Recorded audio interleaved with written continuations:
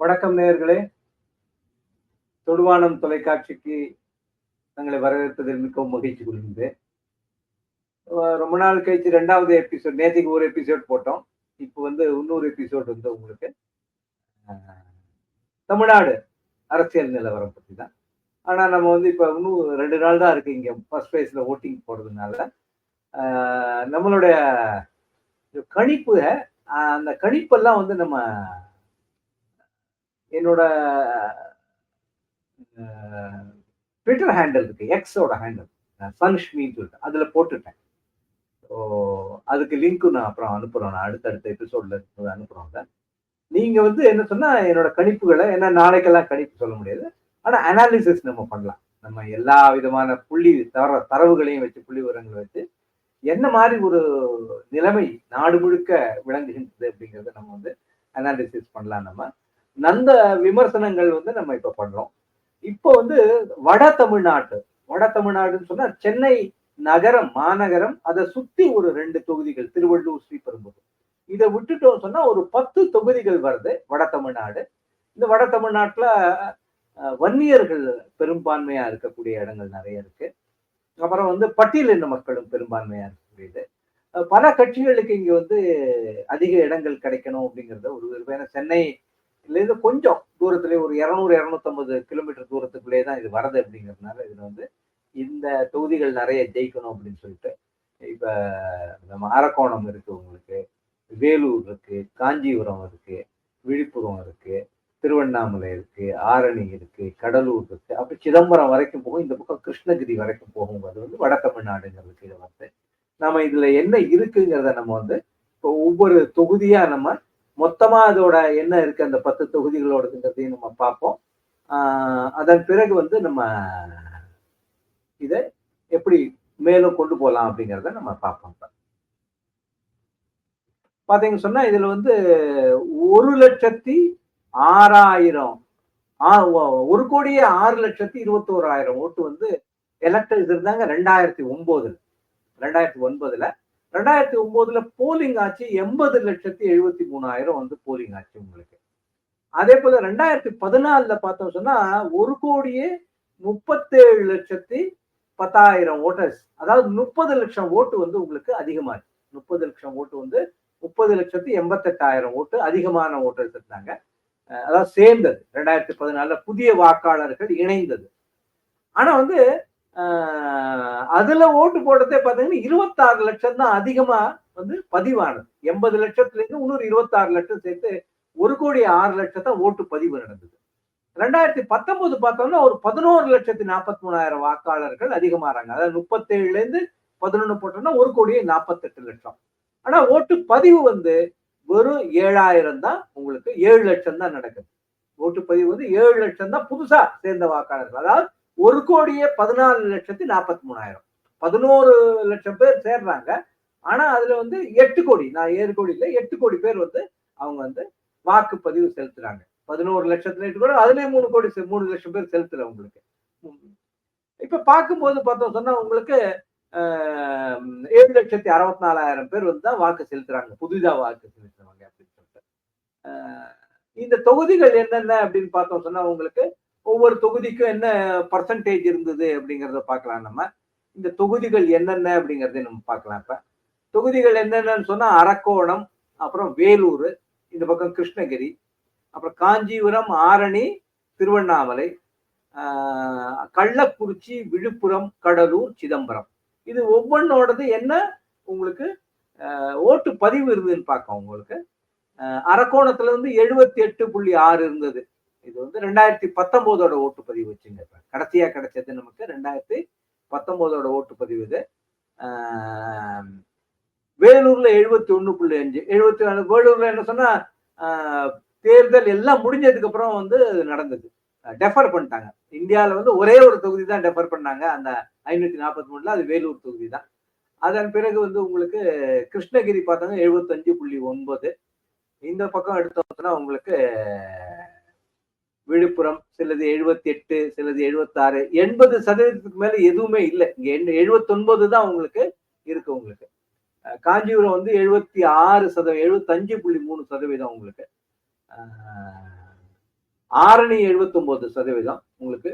விழுப்புரம் வரும்போது உங்களுக்கு இப்ப பார்த்தோம்னு சொன்னா ஒரு பக்கம் அந்த இது இருந்தா கூட கடந்த 2019 ஓட்டுப்பதிவு பார்த்தோம். இப்ப இதுல இருக்கிறதுன்னு சொன்னா 2009ல இந்த 10 சீட்டு யார் யாருக்கு போச்சு? 10ல 5 சீட்டு வந்து டிஎம்கே ஜெயிக்கிறாங்க. 3 சீட்டு வந்து காங்கிரஸ் ஜெயிக்கிறாங்க. 1 சீட்டு ஏடிஎம்கே, 1 சீட்டு விசிகா. விசிகா வந்து சிதம்பரத்துல ஜெயிக்கிறாரு. அப்புறம் 2014 இது தலைகீழா இருக்கு. 10க்கு 10 வந்து அண்ணா திராவிட முன்னேற்ற கழகம் ஜெயிக்கிறது. அதன் பிறகு 2019ல அண்ணா திராவிட முன்னேற்றத்துக்கு 1 சீட்டு கூட கிடையாதுங்க. 6 சீட்டு டிஎம்கே ஜெயிக்கிறது, 2 சீட்டு காங்கிரஸ் ஜெயிக்கிறது, 2 சீட்டு விசிகா. விசிகா வந்து விழுப்புரமும் கடலூரும் ஜெயிக்கிறது உங்களுக்கு.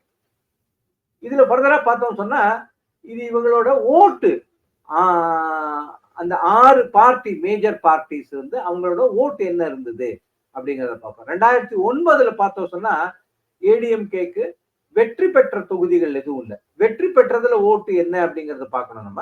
வெற்றி பெற்றதுல ஓட்டு அப்படின்னு சொன்னா கிட்டத்தட்ட 29 லட்சம் வந்து இவங்க தான் வாங்கினாங்க. யாரு? நம்ம யூபிஏ திராவிட முன்னேற்ற கழகம் காங்கிரஸ் தலைமையிலான அவங்கதான் 29 லட்சம் வாங்கினாங்க. என்டிஏயும் பெரிய அளவுல இங்க இல்ல. மொத்தமா பார்த்தோம் சொன்னா உங்களுக்கு 36,92,000 ஓட்டு இந்த யூபிஏ வாங்குறாங்க உங்களுக்கு. ஜெயிக்காத தொகுதியில டிஎம்டிகே அப்பதான் முதல் முறையா வராங்க. அதாவது தேசிய முற்போக்கு திராவிட கழகம் அவங்க வந்து ஒரு 9,27,000 ஓட்டு. அவங்க 30 லட்சம் ஓட்டுக்கு மேல வாங்குறாங்க. 10% வாங்குறாங்க. அதுல கிட்டத்தட்ட 3ல ஒரு பகுதி 10 தொகுதியிலேயே 40 கிட்டத்தட்ட 40 39 தொகுதி. ஆனா இந்த வட தமிழ்நாட்டுல ரொம்ப வலுவா இருந்திருக்காங்க அவங்க. ஒரு 9,27,000 ஓட்டு வாங்குறாங்க. இந்த புதிய நீதி கட்சி வெறும் 15,000 ஓட்டு தான் அப்ப அந்த தேர்தலில் வாங்குறாங்க. அதுக்கப்புறம் தான் அவங்களோட இன்க்ரீஸ் ஆகுது. ஸோ இவங்கெல்லாம் வந்து அதான் புதிய கட்சிகளா இருக்கிறவங்க ஒரு 13 லட்சம் ஓட்டு அவங்க வந்து வாங்குறாங்க உங்களுக்கு. அதன் பிறகு பார்த்தோம் சொன்னா உங்களுக்கு 2009ல 2 விதமான அலையன்ஸ் இருந்தது. அதாவது ஏடிஎம்கே அலையன்ஸ் பேர் வந்து யுனைடெட் நேஷனல் ப்ரோக்ரஸிவ் அலையன்ஸ் சொல்லிட்டு அது வந்து 29,789 ஓட்டு தான் வாங்கிட்டு இவங்க வந்து யூபிஏ வந்து அல்ல டிபிஏ டெமோக்ராட்டிக் ப்ரோக்ரஸிவ் அலையன்ஸ் அப்ப வேற வேற பேர்ல இருக்காங்க. அப்புறம் எஸ்பிஏன்னு மாத்துறாங்க. இது மாதிரிலாம் இருந்தது. 36,92,000 மற்றவர்கள் சேர்த்து 13 லட்சம். இது 2014ல பார்த்தோம் சொன்னா உங்களுக்கு ஏடிஎம்கே தலைமையிலான ஒரு அந்த இது ஏடிஎம்கே தான் அவங்க தலைமையில கூட்டணின்னு யாருமே வச்சுக்கல. அவங்க 2009ல கம்யூனிஸ்ட்லாம் வந்து ஏடிஎம்கேட இருந்தாங்க. அதான் யூஎன்பிஏ வச்சிருந்தது. ஸோ அது பார்த்தோம்னு சொன்னா உங்களுக்கு 47,87,000 ஓட்டு அதுல கிடைக்கிறது உங்களுக்கு. அப்புறம் 2009ல பாமகவும் அதுல இருந்தாங்க. யூஎன்பிஏல இருந்தாங்க. அதாவது அதிமுக அலையன்ஸ்ல இருந்தாங்க. அதுல அதிமுகவுக்கு 17,23,000 2009 சொல்றேன் நான் உங்களுக்கு.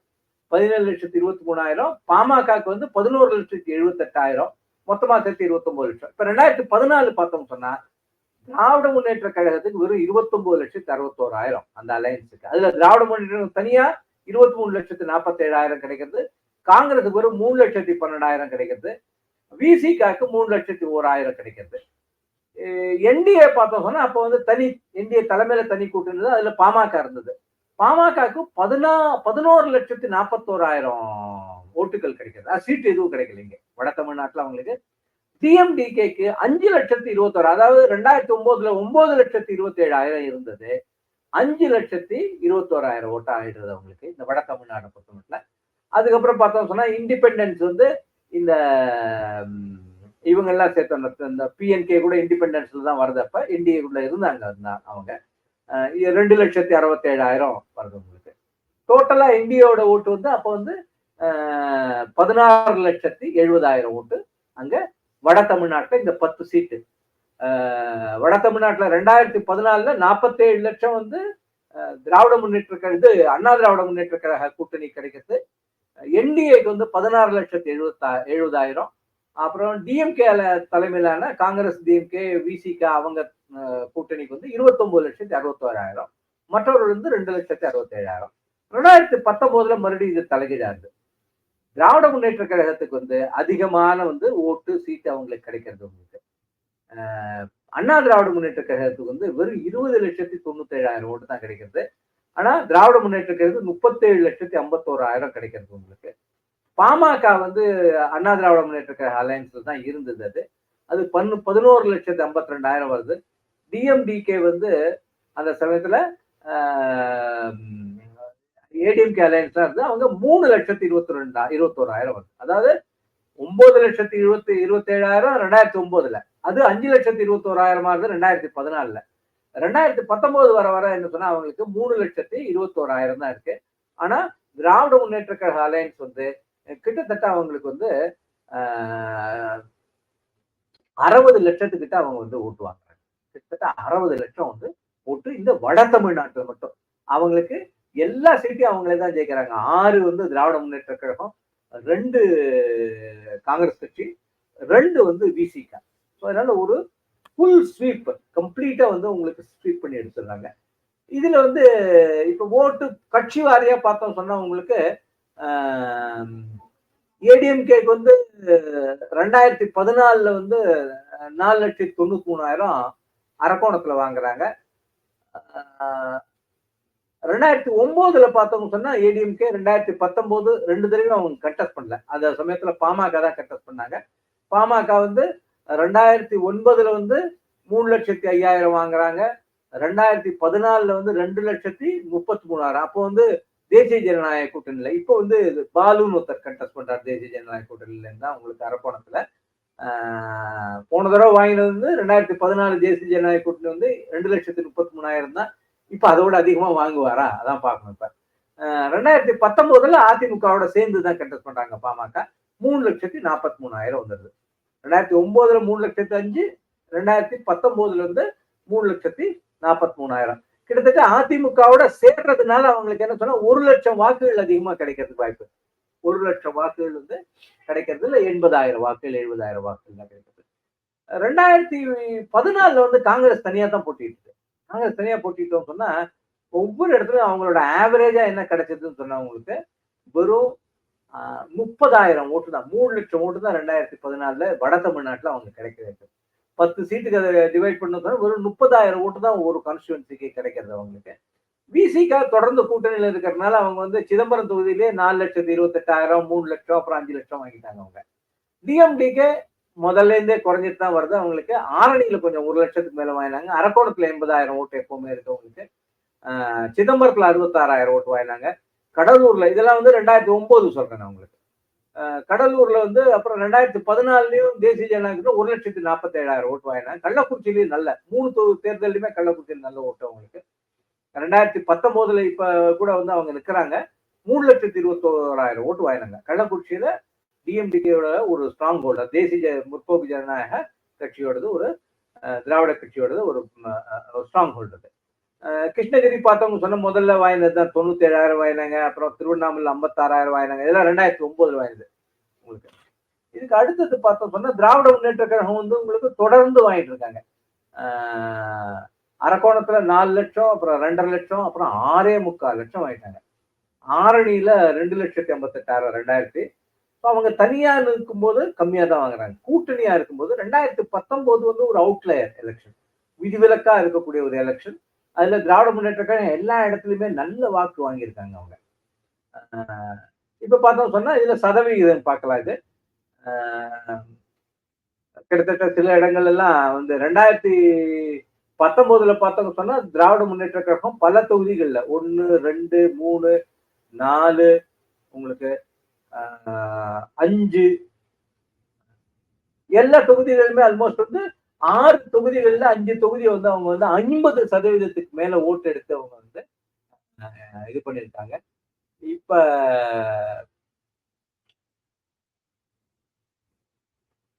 2019க்கும் 14க்கும் இருக்கிற ஓட் சேஞ்ச் பாத்தீங்கன்னு சொன்னா என்டிஏக்கு யூபிஏக்கு சொன்னா இது சில இடத்துல வந்து கம்மியா இருக்கும், ஜாஸ்தியா இருக்கும். உங்களுக்கு ஆரணியில ரொம்ப அதிகமா 24% உங்களுக்கு இருக்கு.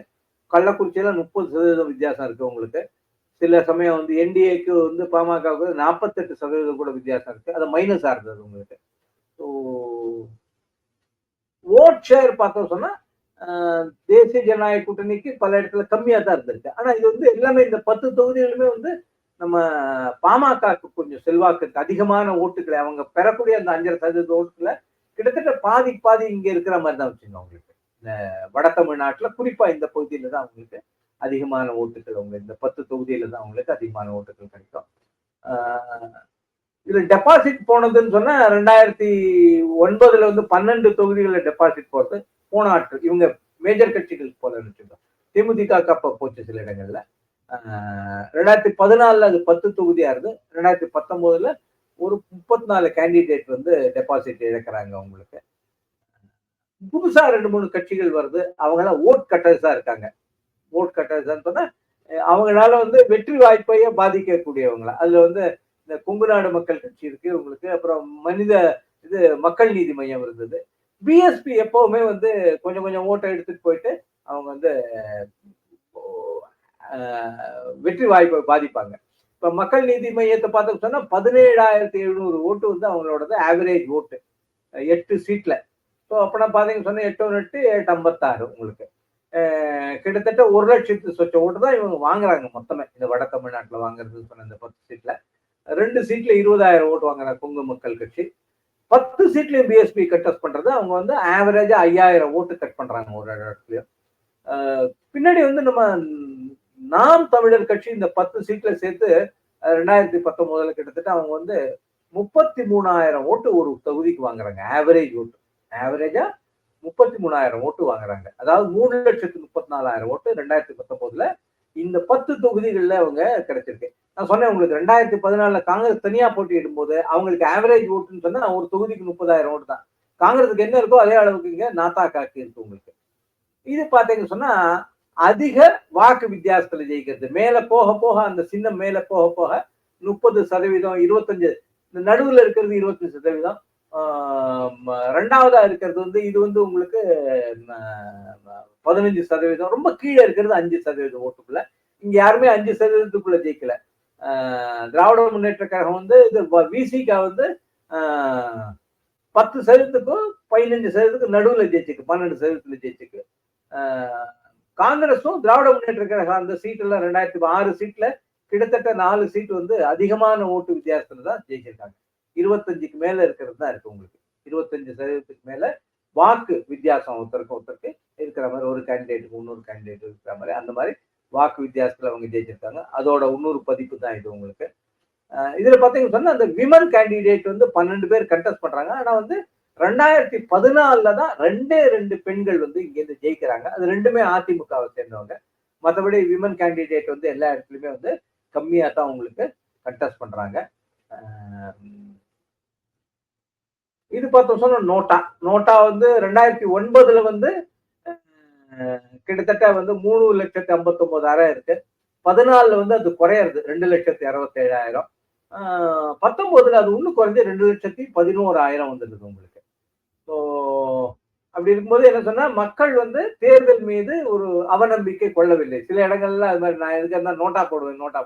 நோட்டா போடுறவங்க வந்து கம்மியா தான் இருக்காங்க. நோட்டா போடுறவங்க அதிகமா இல்லை. அதாவது 0.5% தான். வட தமிழ்நாட்டை பொறுத்த மட்டும் 2009 1.2% இருந்த நோட்டா ஓட்டு 14 வந்து 0.7%. ஆல்மோஸ்ட் பாதி குறையறதுன்னு. அப்புறம் பாத்தீங்கன்னு சொன்னா இன்னும் ஒரு 2 பாயிண்ட் குறைஞ்சு 0.5%, 0.5% வந்துருது உங்களுக்கு. 0.5% நோட்டா வந்துருது. வட தமிழ்நாட்டுல இருந்தாலும் அவநம்பிக்கை ஜனநாயகத்தின் மீது அவநம்பிக்கை கொண்டவர்கள் கிடையாது அப்படிங்கறத நமக்கு தெரியறது உங்களுக்கு. இது வந்து வெற்றி பெற்ற கேண்டிடேட்ஸ் அவங்களோடது. இப்ப 2014 தான் காஞ்சிபுரத்துல இருந்து மரகதம்னு ஒரு அம்மா ஜெயிக்கிறாங்க. திருவண்ணாமலையில இருந்து ஏடிஎம்கேங்க வன ரோஜாங்கிறவங்க. இந்த 2 பேர் தான் வந்து இந்த 10 தொகுதியில இந்த 3 தேர்தல்ல வந்து பெண்கள் ஜெயிச்ச கேண்டிடேட்ஸ் இவங்க 2 பேர் தான். காஞ்சிபுரத்துல இருந்து மரகதம் 2014, திருவண்ணாமலையில இருந்து வனரோஜா இவங்க 2 பேர் தான். 2 பேரும் அதிமுகவை சேர்ந்தவங்க உங்களுக்கு. இது மாதிரி வேற உங்களுக்கு நிறைய இதெல்லாம் பார்க்கலாம் நம்ம. இந்த புள்ளி விவரங்கள் வந்து ஒரு பக்கம் இருந்தா கூட நமக்கு வந்து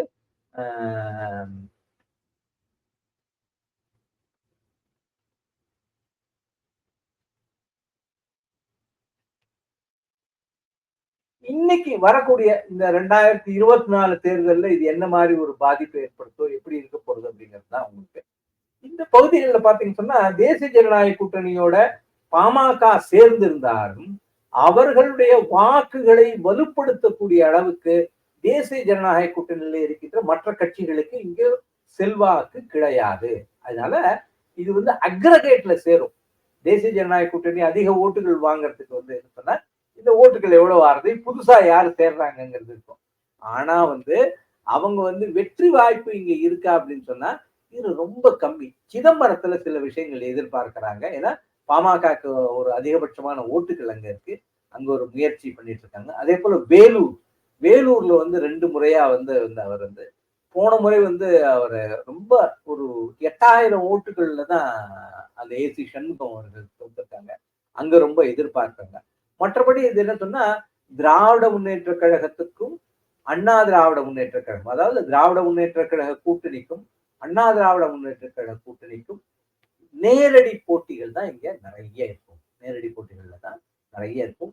இதுல வந்து எங்கேயாவது பிஜேபி ஏதாவதுன்னு சொன்னா சிதம்பரமும் வேலூர்லயும் வந்து அவங்க தேசிய ஜனநாயக கூட்டணி ஓரளவுக்கு ஒரு கடுமையான முயற்சி செய்யறாங்க.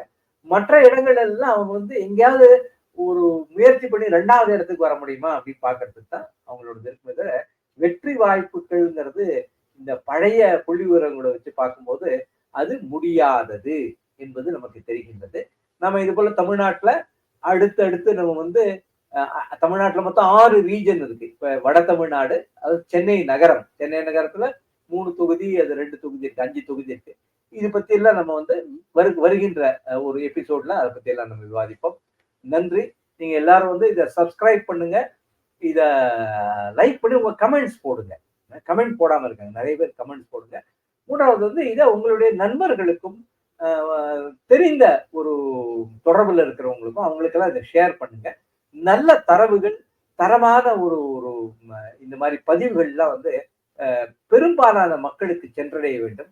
அதற்காக உங்களிடம் வேண்டிக் கொண்டு விடைபெறுகின்றேன். நன்றி, வணக்கம்.